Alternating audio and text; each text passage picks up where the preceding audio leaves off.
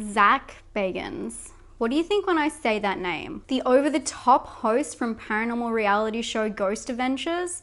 Is it Demon House?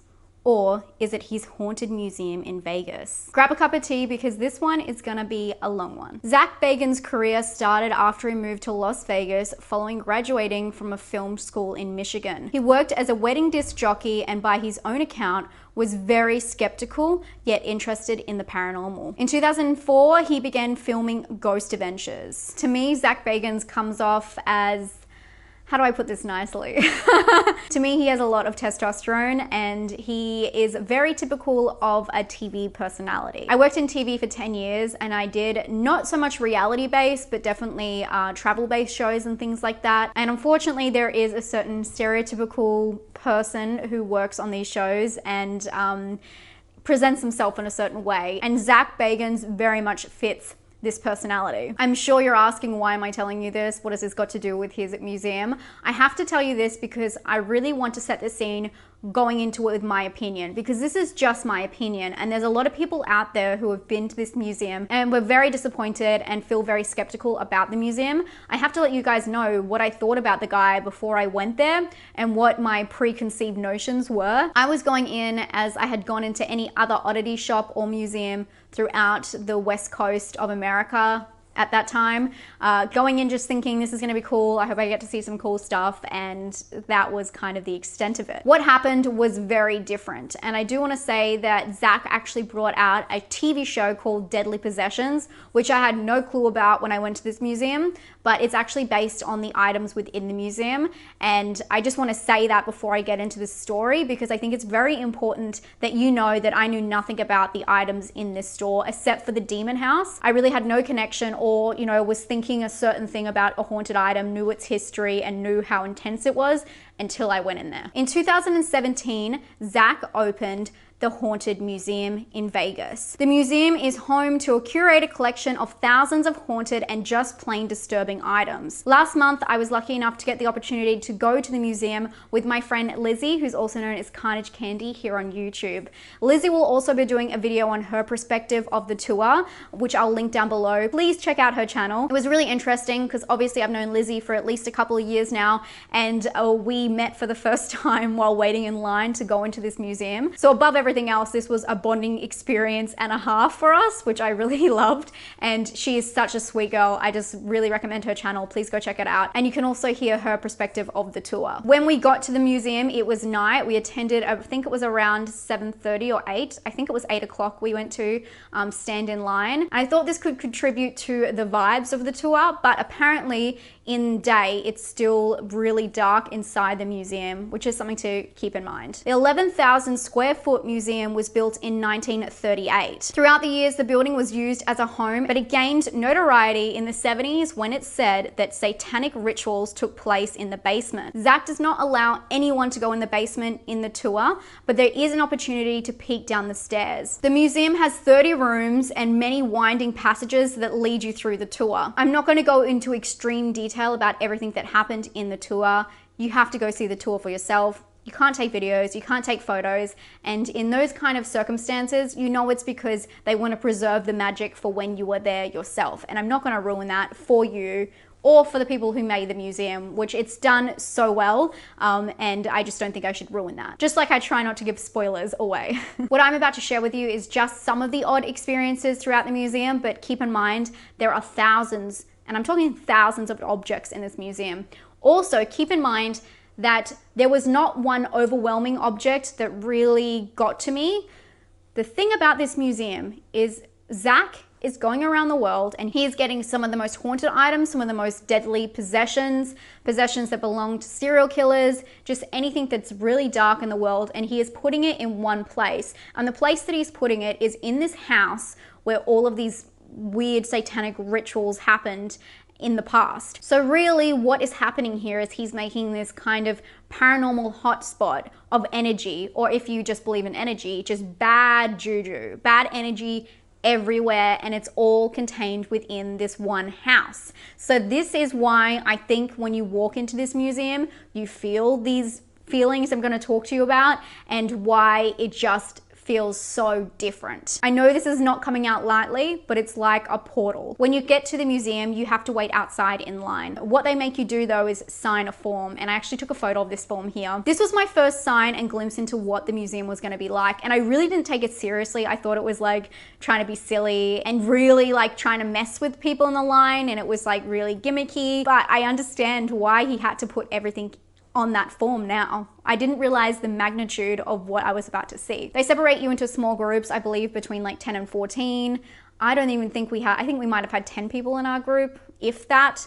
And some really interesting things happen with other people in our group, which I'll get to. I do think it's also important to say that Zak does come out to the line really regularly. He didn't come out when we were there. He was not in the building, but it is his office, and they do walk you through a section of there where it's his office, and he does film there. So he actually gets items brought in or sent in, and he goes through all of the packages himself within his office in that building. So it's an active office as well as a museum. So you can see kind of how much passion he puts into it, that he goes and he talks to people in the line all the time. And apparently I have heard that his mother also sometimes works in the gift shop. And maybe I take him as being so over the top, but really what it is just complete passion, and he takes this stuff really seriously. When you walk into the museum, they tell you not to touch anything. And I am a person, in the past, I love going to somewhere that's haunted or has a lot of history, and I touch everything. They tell you not to touch anything. They told me not to touch anything in the Winchester house, and I was like touching everything, trying to feel some vibes, you know? And I walked into this building, and immediately I did not want to touch a single thing. I did not want to touch the wall.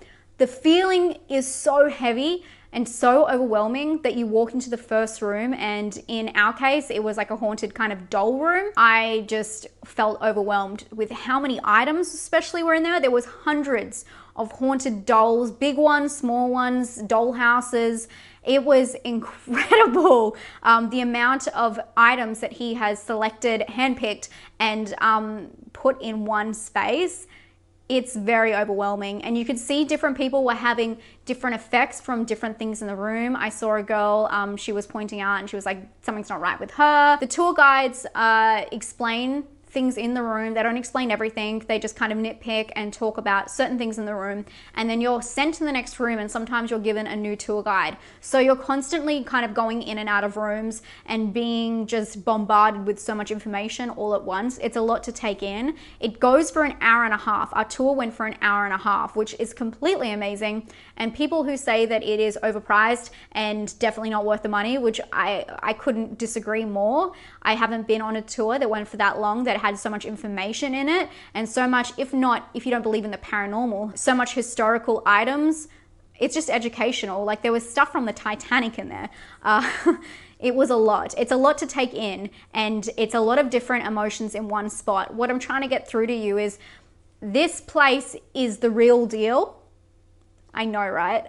And it's because it is a hot spot of activity, because there is so much in there.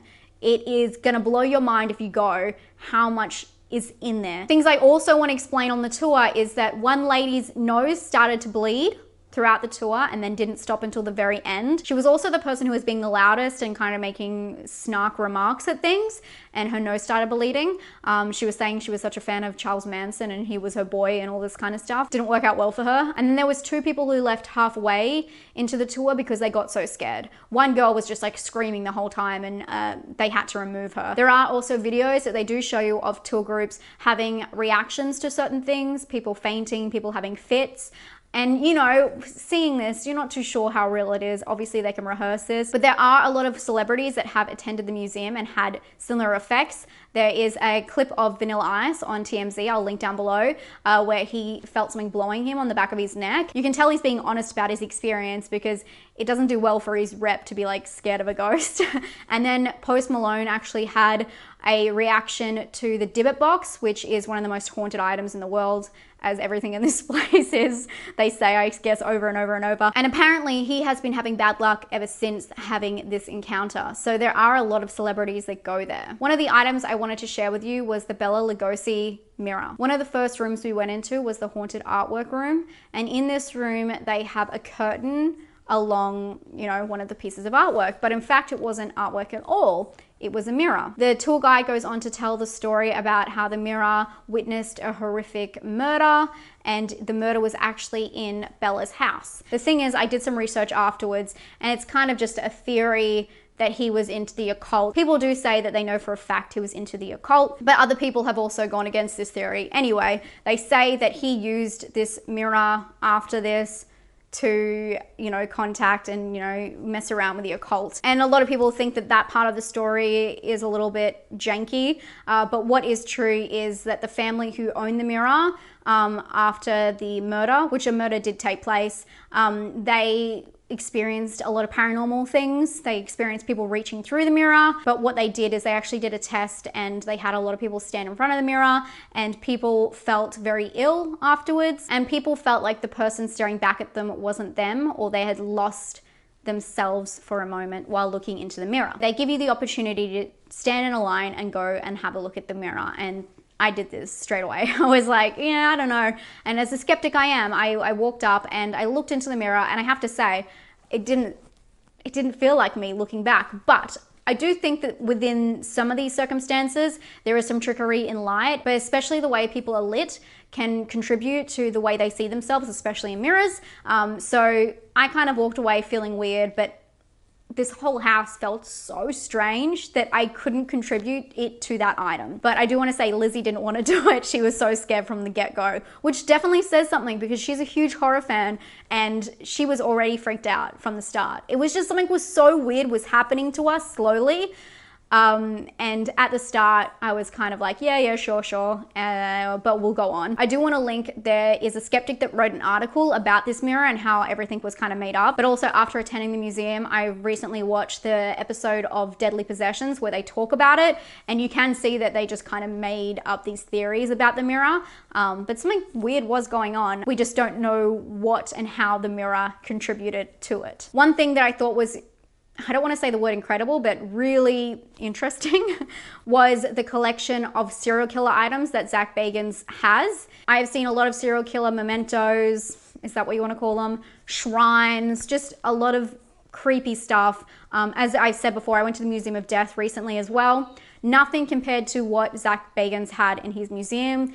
You could tell he was very well connected. He is the real deal. People give him all this kind of stuff that I just don't even know how he would get. He had many letters from many very famous serial killers. He had Charles Manson's bone fragments. He also had a photo of him holding part of John Wayne Gacy's brain. The brain's actually owned by forensic psychiatrist Dr. Helen Morrison, and Zak offered her money to take the brain back to the museum. She said no. Obviously, they use it to test the differences between someone who is seriously disturbed, a serial killer's brain, and, you know, a quote-unquote normal person's brain. So it's very interesting that he has connections like that he can actually go and like hold someone's brain. Obviously, these people take their work very seriously, and I just felt like that really, it might sound stupid, but it made me feel like people kind of respect him in a way. I do find it really interesting, all of these kind of serial killer items put into one room, and I'm glad that they were contained in one room in this museum. I've been seeing a lot of things lately that make me feel like serial killers, if they have collected items in one spot, that it looks a little bit like a shrine, and in this way you can really see that it was more of an investigation, more of a curiosity, look into the mind of someone who's disturbed. Also, I do think it's really important to go see these things in real life, and I'll tell you why. A lot of people obviously romanticize serial killers and all that kind of stuff, but a lot of us just feel like so fascinated, and this is my favorite serial killer and all that kind of stuff. And to see items, especially from the killer or from the victims in real life, like the rope that tied this or the picture of that, even seeing a photograph in real life of someone that you've read about, seen movies about, you know, listened to podcasts about, it's so different because it's not behind a screen. On a screen, you see so much fictitious things, and to see something solid in real life really solidifies that experience and that happened and that's a real person. And it definitely made me feel very creepy about the whole thing, but in a good way, because you should be feeling creepy and disturbed. It shouldn't be so easy for us to, you know, watch these movies and get such a payoff from them, because it is seriously disturbing. And I felt like a lot of items in there kind of had that feeling towards them. They had John Wayne Gacy's clown suit as well, which is absolutely terrifying. Like when you see this kind of things, you're like, wow, cool, but not really. Like it's actually completely terrifying that someone did what he did to so many people, and he got away with it for so long. And to see his suit in real life and see something that he wore during that period, obviously it's not the period he was actually killing people, but during seeing something that that person wore made him into a real person, to me and hopefully to a lot of other people. I do want to say they did have another item from Ed Gein in another room, but to have all the serial killer stuff like kind of encased was very interesting and very overwhelming, as was the whole museum. As I said, you go through 30 rooms, so there is a lot of items that are just out of this world in this museum. But one of the most popular items that a lot of people around the world know today is Peggy the Doll. And I'm not going to put a picture up of Peggy. I will leave a link down below. But Peggy has a very interesting history. And just so you know, what follows is not any images of Peggy. Peggy was sent to a British paranormal investigator called Jane Harris. Peggy's previous owner claimed that the doll was haunting her dreams. It's said that 4 different mediums have studied the doll and that she is a frustrated and restless spirit that could possibly have ties to the Holocaust. But here is the strange part. Especially after what I was talking about serial killers through the screen not being real.